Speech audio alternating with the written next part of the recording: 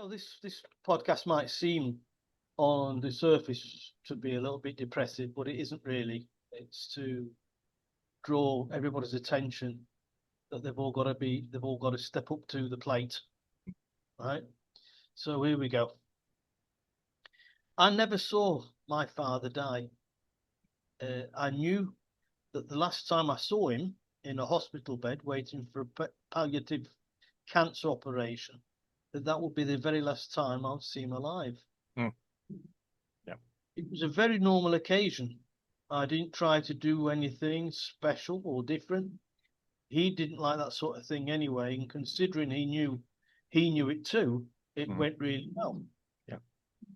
His surgeon, Dr. Barker, told me that my dad was around 3 months to live, but only after a lot of tugging and pushing to get the information from him.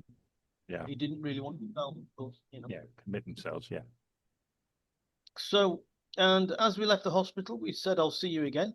Mm. And the next time I saw my father was at the cremation ceremony. Mm. Right.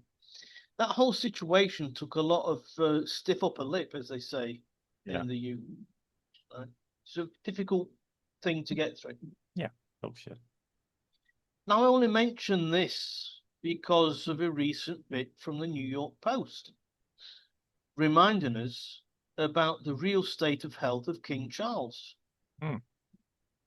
They wrote, and I quote, King Charles III and Queen Camilla appeared joyous in their 2025 Christmas card as the monarch prepares for the holiday to potentially be his last. Quotes. Yeah. Now, this sentence is a stark reminder of the man and not the role he plays. We should think about the man and not the king. Yeah, this is it. Yeah. The king is only like 4 years on the throne. Something like that, 4 years, that perhaps 5. Yeah. Charles is 77 years old, so he's no spring chicken. Mm. And let's face it, if he didn't die of cancer, it would be something else.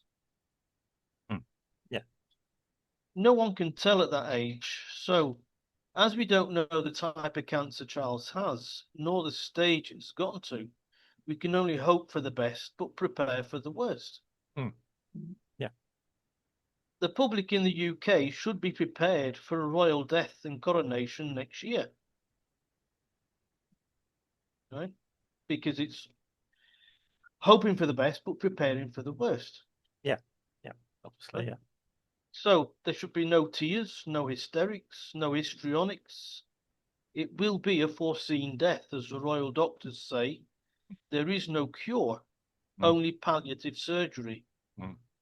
Both I know only too well, because that said about my father. Yes. There's only palliative surgery. The rest of it, of course, the doctors to keep mum. Yeah.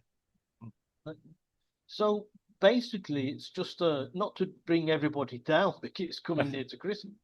Yeah. Right. Have a little bit of consideration. Perhaps people can send a Christmas card to Charles. But not, of course, not say as it's it's my last chance to send it to you. Yeah, I'm laughing, but yeah, I know what you're saying. Yeah. Yeah. Try and make him feel wanted. He has had a terrible year or two since he has been king, with family matters. And it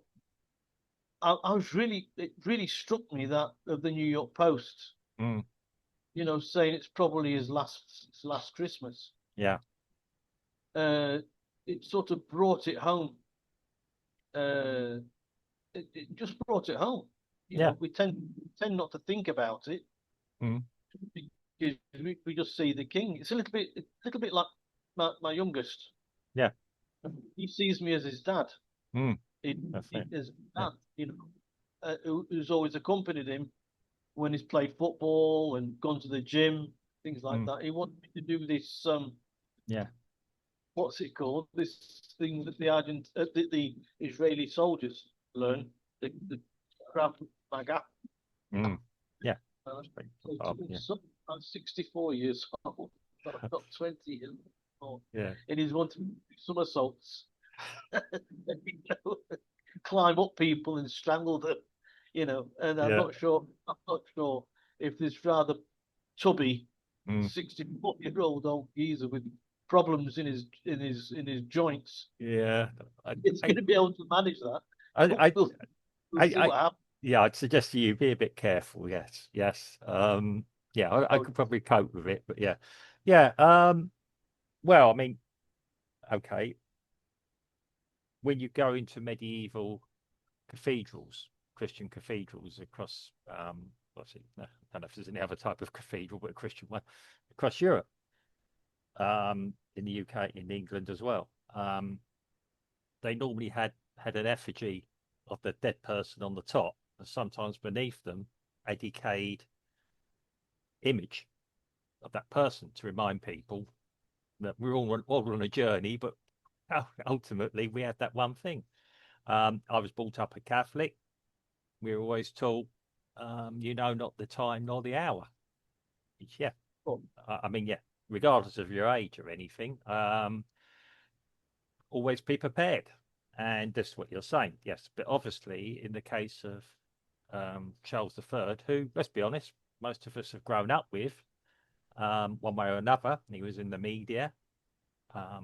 Disregard, yeah, okay, a lot of us liked his mother, but she's no longer with us, and he is the king. Whatever the role the king has, he's still our king. And yeah, and hopefully he has a good successor, an heir to his place.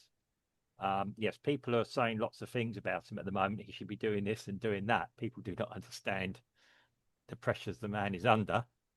Um, right.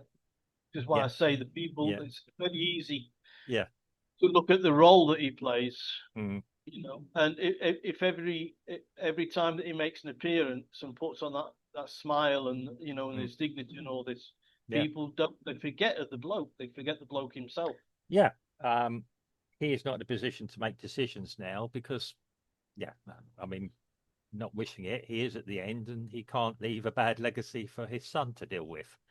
Right. Um, yeah, and yeah, we decided in 1649 onwards, we decided the role, and then obviously 20 years later, we sort of have a defined role of what the monarchy is.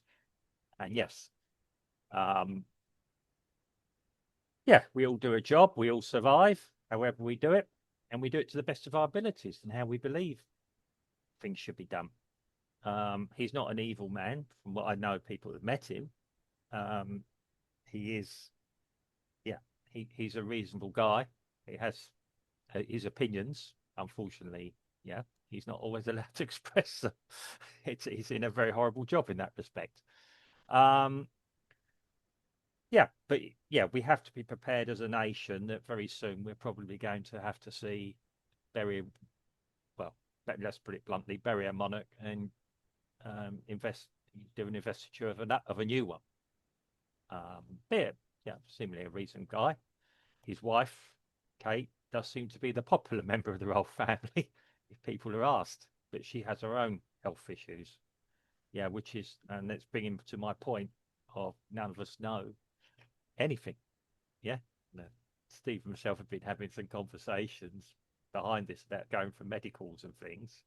Um, yeah, sometimes we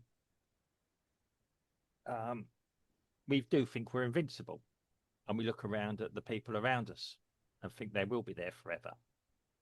And when you are an expat, that is particularly true of family members. You don't see anyone for a while. You see them for even picture 3, 4 months later and think, what's gone wrong? Yeah, but it's the process. Um, and the same with me. I'll send somebody put a picture there. Somebody says, "Oh, you've changed a bit." Yeah, Of yeah, course. yeah. I'm not in my home. Well, not in my country of birth. I'm in an adopted country. People here see the aging process, what we're going through. It's like Um, kids. It's like looking at your kids. If you see them every day, you don't perceive them growing, well, and then you sort of my cousins. yeah, Oh, sorry, my nephews. in the UK, if I saw them now, they're probably going to be taller than me. Yeah, yeah. But the last time I saw them, they were knee high to a grasshopper. Well, yeah. Obviously, I've got a child, and they're now, yeah, started work in teenage years, and I was there in the birth room, first one to hold Yep, my child. And sometimes you look at that as a parent does, and that's what you still see. It's a really weird thing, and yep, yep. you still want to be protective. Like probably Charles is still very protective towards. I'm going to say his sons, whatever the thing is. Um, yeah, there's a story of the prodigal son in the Bible, but I won't go into that today. But yeah, um, yeah. So you got to feel sorry for Charles in that respect, that he's probably done his best by everyone. He's probably always been in the public eye. Um, okay, he's probably symbolising what a lot of modern marriages or people are going through. He's had one marriage that's failed, unfortunately, in tragic circumstances. He's probably found happiness with the person he should have been with from the beginning. But again, that goes with the job, the role, which, and he's probably got the right person next to him to support him in his final, or in the last, in what he has now to support him. I mean, hopefully we'll have him for a couple more years. You just don't know with the what he's got.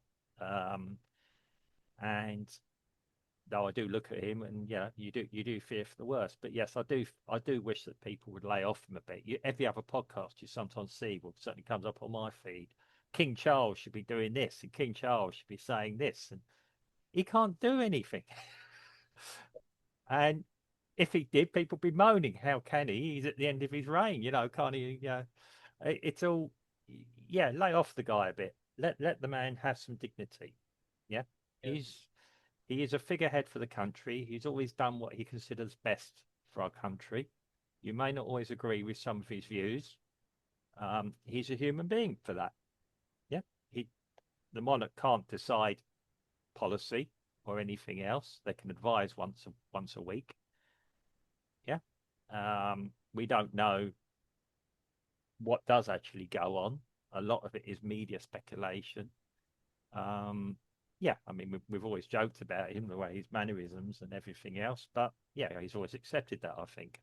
Um, but yeah, we, yeah, it's annoying me a bit now that, yeah, the man needs a bit of respect, and his son needs all the support as well when he eventually takes over. Forget any other. Okay, I've just mentioned about. Well, like I said, Yeah. uh, I had to prepare for when my Mm, dad popped yeah. his clog, Mm, and I'm sure that Charles's sons are well aware, mm. more than us, of Well, what's well, going on behind. I'd hope so. They're a normal family on that respect.